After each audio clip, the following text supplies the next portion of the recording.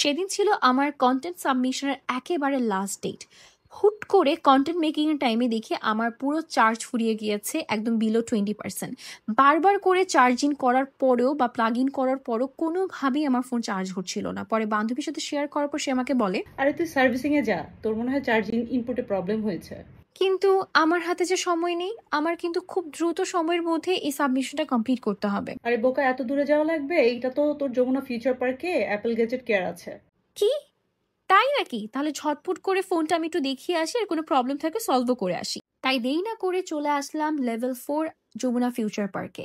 যার পর খুঁজে পাচ্ছিলাম না, পরে বান্ধবী বলল ওয়েস্ট কোর্টে shop number 16B1 and zone এতে আপনি পেয়ে যাবেন অ্যাপেল গ্যাজেটস কেয়ার।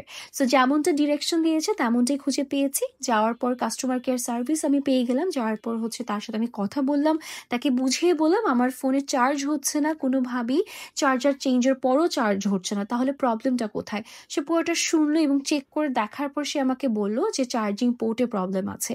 আমার ব্যস্ততা শুনে সে এটাও বলল যে আপনি জাস্ট 2 ঘন্টা বসে থেকে আপনি আপনার ফোনটি নিয়ে চলে যেতে পারবেন আফটার সার্ভিস। আমি শুনে মহা খুশি। তারপর আমি চলে গেলাম একটু টাইম স্পেন্ডের জন্য, যেহেতু আমাকে 2 ঘন্টা দিতে হবে। ঠিক সময় গুনছিলাম কখন 2 ঘন্টা হবে, 2 ঘন্টা পরেই কিন্তু আমার ফোনটা একেবারে ঠিক একদম চার্জিং পোর্ট পারফেক্টলি আছে। ভাইয়ারা আমাকে চার্জও করে দিয়েছে। আমি এত বেশি খুশি এবং স্যাটিসফাইড ছিলাম যে বলার বাহিরে। আমি খুবই রিলিফ ফিল করছিলাম।